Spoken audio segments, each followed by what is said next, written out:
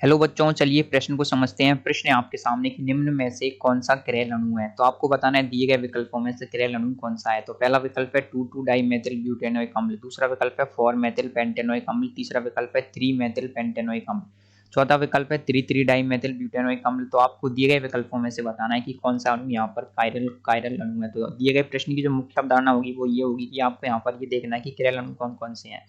अगर आप इस बात को पता लगा पाएंगे कि यहाँ पर किरेल अणु कौन कौन से हैं तो आप क्या कर पाएंगे या इस प्रश्न को हल कर पाएंगे। तो हमको यहाँ पर किरेल अणु को देखना है। तो किरेल अणु किस प्रकार से देखा जाता है। देखिए, किरेल अणु को देखने के लिए आपको देखना होता है किरेल कार्बन।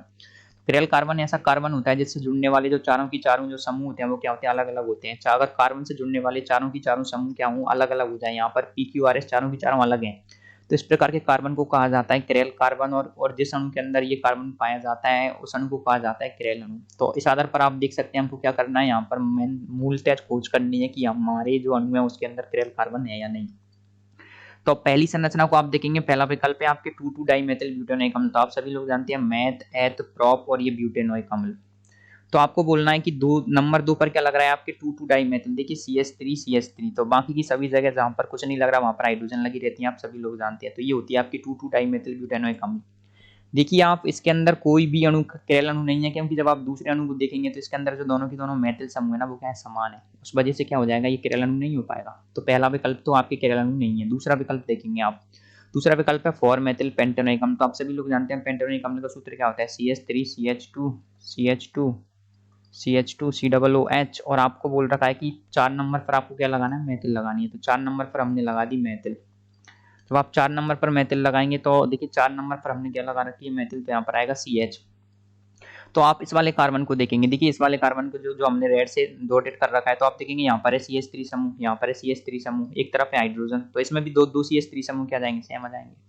तो आप पाएंगे कि ये भी क्या हो जाएगा, किरेल अणु नहीं हो पाएगा। तो ये भी नहीं होगा। तीसरा विकल्प देखते हैं आप, सी विकल्प। सी विकल्प में दे रखा है 3 मेथिल पेंटोनिक अम्ल। तो देखिए मैथ, एथ, प्रोप, ब्यूट, पेंट। तो आपको क्या कर रखा है, 3 नंबर पर इन्होंने लगा रखा है मेथिल। तो 3 नंबर पर हमने लगा दिया मेथिल। तो 3 मेथिल पेंटोनिक अम्ल लिया जाएगा CH3, यहाँ पर आ जाएगा हाइड्रोजन, यहाँ आ जाएगा हाइड्रोजन, यहाँ पर भी हाइड्रोजन और यहाँ पर जाएंगे आपके 2 हाइड्रोजन। तो जब आप इस वाले अणु को देखेंगे, देखिए जो अणु हमने डॉटेड कर रखा है, आप इस अणु को देखेंगे, इस वाले कार्बन को जो गोले में कर रखा है, इससे एक तरफ जुड़ रहा है आपके एथिल समूह, एक तरफ जुड़ रहा है आपके मेथिल समूह, एक तरफ जुड़ रहा है आपके हाइड्रोजन और एक तरफ जुड़ रहा है ये CCOOH समूह। तो आप पाएंगे इससे जुड़ने वाले जो चारों की चारों समूह है ना वो क्या अलग अलग है। जब चारों की चारों समूह अलग अलग हैं तो इस प्रकार के कार्बन को कहा जाएगा किरेल कार्बन। और किरेल कार्बन जिस अणु में पाया जाता है वो अणु क्या होता है, किरेल अणु होता है। तो इस आधार पर आप कह सकते हैं कि जो आपके 3 मेथिल पेंटेनोइक अम्ल है वो क्या है, आपके किरेल अणु है। अगला विकल्प दे रखा है आपको, चौथा विकल्प वो है 3,3 डाइमेथिल ब्यूटेनोइक अम्ल। तो देखिए ब्यूटेनोइक अम्ल में 3,3 डाइमेथिल लगा रखा है, मैथ, एथ, प्रोप और ब्यूट।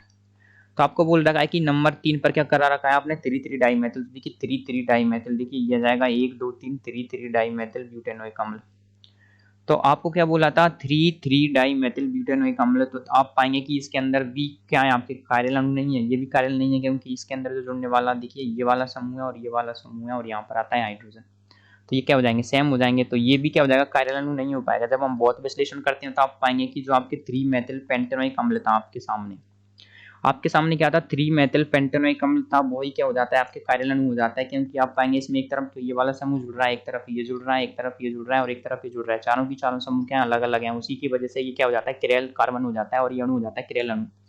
तो आप पाएंगे हमारे प्रश्न का जो सही उत्तर आएगा वो आएगा विकल्प C, 3 मेथिल पेंटेनोइक अम्ल। तो आशा करते हैं आपको प्रश्न का उत्तर समझ आया होगा। धन्यवाद।